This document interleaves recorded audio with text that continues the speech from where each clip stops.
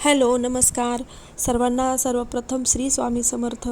तर स्वामी महाराज तुमच्या सर्व इच्छा पूर्ण करू देत. आजचा तुमचा दिवस खूप छान आनंदाचा जाऊ देत, ही स्वामीचरणी प्रार्थना करते. तर बघा, महाराजांचा अभिषेक करीत आहे मी समोर आणि सगळ्यांची सेवा सुरू आहेत.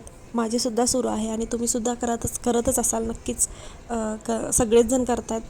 तर त्यामुळे आता लवकरच आपल्या महाराजांचा प्रकट दिन येणार आहे. अवघे 2-3 दिवस राहिलेले आहेत. तर महाराजांच्या सेवेसाठी एवढी दिवस आपण सेवा केलो, आता त्याची सांगता कशी करायची आणि प्रकट दिनाच्या दिवशी महाराजांची पूजा कशी करायची, नैवेद्याला काय करायचं, तर ह्या सगळ्यांची माहिती मी आज तुम्हाला सांगणार आहे. तर व्हिडिओ शेवटपर्यंत बघा. उधळा रे गुलाल, वाजवा रे नगारे, त्रैलोक्याचे स्वामी आज धर्तीवर आले. अनुसयाचा तूच दत्त, सुमतीचाही तूच श्रीपाद, अंबा भवानीचा नरहरी, आम्हा भक्तांचा तूच कैवारी. अशक्य ही शक्य करतो रे क्षणात, भिवू नकोस मी तुझ्या पाठीशी आहे, असे सदा सांगे आम्हास. माझ्या सगळ्या स्वामी भक्तांना स्वामी प्रकट दिनाच्या स्वामीमय शुभेच्छा. 20 मार्च चैत्र शुक्ल प्रतिपदा या दिवशी आपल्या स्वामी महाराजांचा अगदी सुंदर असा प्रकट दिन सोहळा साजरा होणार आहे. तर चला आता आपण कसं घरच्या घरी छान पद्धतीत साजरा करता येईल ते मी सांगणार आहे. तर बघा, प्रत्येकाकडे महाराजांची मूर्ती आहे. जर नसेल तर फोटोचा तुम्ही फोटोचा पूजा करू शकता. तर मूर्तीला आपल्याला सर्वप्रथम आपल्या घरची देवपूजा लवकर उठूनच करायची आहे. सगळे हे ब्रह्ममुहूर्तावर जर केलात तर अगदी योग्यच आहे. जर नाही जमत तर तुम्हाला जेव्हा होतं तेव्हा तरी तुम्ही लवकरात लवकर करण्याचा प्रयत्न करा. 12च्या पुढं नाही करायचं. मग लवकर महाराजांच्या मूर्तीला अभिषेक करायचा आहे. त्याच्या आधी आपली देवपूजा ही पूर्ण झालेली असायला हवी आहे. त्यानंतर आपल्याला साईडला एका पाटावरती आपल्याला कलश स्थापना करायची आहे. तर कलश कसं असते बघा, आता तांब्याचा एक तांब्या, त्याच्या खाली अक्षदा टाकायचे, स्वच्छ धुतलेलं, त्याच्यात स्वच्छ पाणी भरलेलं आणि त्याच्यात विड्याची 5 पाने आणि शेंडी वर करून नारळ ठेवायचा आहे. त्याच्यानंतर फोटो असेल तर फोटो छान अशी पुसून घ्या स्वच्छ. अभिषेक करता येत नाही फोटोला, किंवा आपलं हे पाणी असेल ना गंगाजल तुम्ही पुसून घेतलं तरी चालेल. गंगाजलनी फोटो स्वच्छ पुसून घेऊन त्यानंतर गणपती बाप्पाची स्थापना करायची. आधी कलश स्थापना, मग गणपती बाप्पांची स्थापना, त्यानंतर महाराजांच्या मूर्तीला अभिषेक करायचा. त्यानंतर छान असा महाराजांच्या मूर्तीला अभिषेक करा. दुधानी करा, पंचामृतानी करा. जर नसेल तर तुम्ही पाण्याने सुद्धा करू शकता, काही हरकत नाही. चंदनाचा सुद्धा आपण अभिषेक करू शकतो, चंदनाचा. आणि त्यानंतर महाराजांना अत्तर लावून घ्या. हिना अत्तर फार आवडतं महाराजांना, हिना अत्तर लावून घ्या. फोटोला सुद्धा लावायचं, अगदी फोटोला सुद्धा छान सुवास येईल. मग फुलं, वेगवेगळे फुलं अर्पण करायचे आहेत आपल्याला. हार आणला असेल, गजरे आणला असेल तर आपल्याला समईसुद्धा लावून घ्यायची आहे आणि छानपैकी महाराजांची पूजा करायची आहे. पूजा करताना, अभिषेक करताना तर कुठले मंत्र म्हणायचे जे तुम्ही रोज अभिषेक करताना म्हणत असतात. आता समजा तारक मंत्र तुम्ही जर वाचायचं होत नसेल, गडबड असेल, तर तुम्ही तारक मंत्र मोबाईलवरती लावून ठेवा. पाठ असेल तर तुम्ही म्हणू शकता, म्हणतच अभिषेक करू शकता. आपण मोबाईलवर साईडला भक्तिगीते महाराजांची ऐकत जरी केलं तरी काही हरकत नाही. त्यानंतर तुम्ही 1 ते 21 अध्याय जर होत असेल, शक्य असेल त्या दिवशी, तर नक्कीच वाचा. ही सगळी सेवा आपल्याला महाराजांसाठी करायची आहे. आजच्या दिवशी खरं सांगू तर काहीच मागू नका महाराजांना. आज महाराजांचा एवढा छान सुंदर असा प्रकट दिन आहे.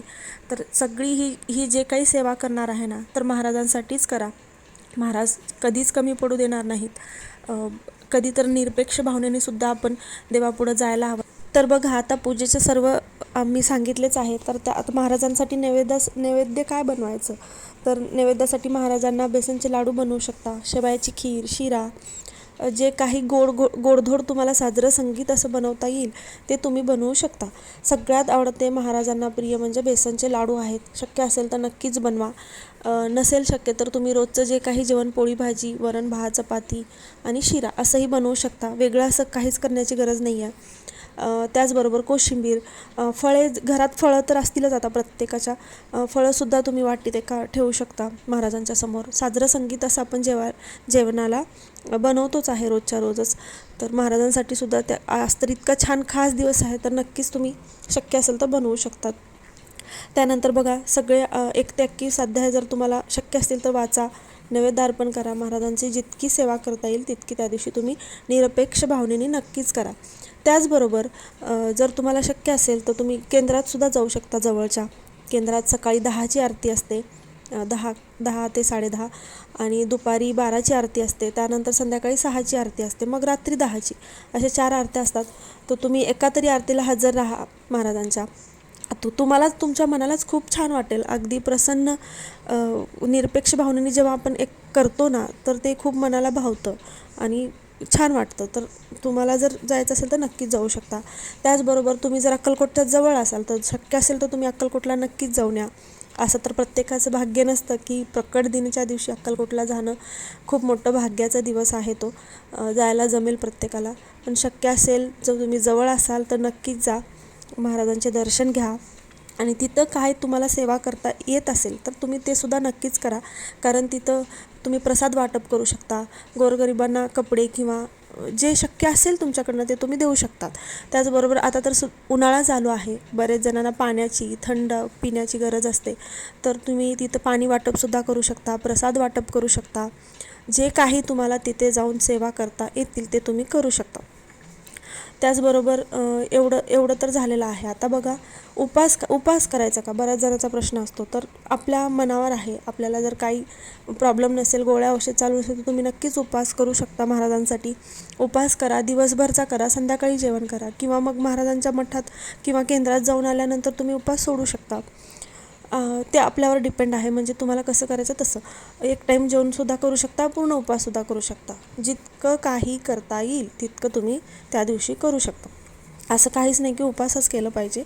आपल्या तब्येत सगळं सांभाळून तुम्ही हे महाराजांचं सगळं सेवा करू शकता. जर लवकर उठलं ना तर कुठलीच गोष्ट अशक्य नाही. सकाळीच भरपूर कामं होतात. सकाळी ज्या अगदी शांतता असते घरात, त्यामुळं महाराजांची सेवा पूजा हे सगळं आधी करून घ्यायचं, बाकीचं सगळं नंतर.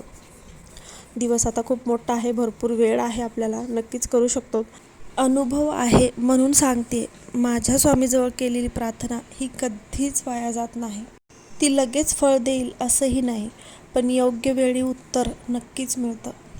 डोळ्यात अश्रू असतानाही शब्दही थरथरतात. डोळ्यात अश्रू असतानाही शब्दही थरथरतात. तरी स्वामी माझ्या मनातील वेदना ओळखतात. मी मागितलेलं नाही, पण जे गरजेचं आहे ते देतात. म्हणूनच माझी श्रद्धा अजून खोलवर रुजते. कधी शांततेच्या रूपात उत्तर येतं, तर कधी धीर देणाऱ्या संकेतातून भेटतं. माझी प्रत्येक हाक ऐकतात याची खात्री आहे, कारण स्वामी महाराजांची कृपा ही अनुभवावर उभी आहे. म्हणूनच आज अभिमानाने सांगते की माझ्या स्वामीजवळ केलेली प्रार्थना ही कधीच वाया जात नाही. ती फक्त विश्वास मागते आणि शेवटी आयुष्याला दिशा देते. श्री स्वामी समर्थ. जय जय स्वामी समर्थ.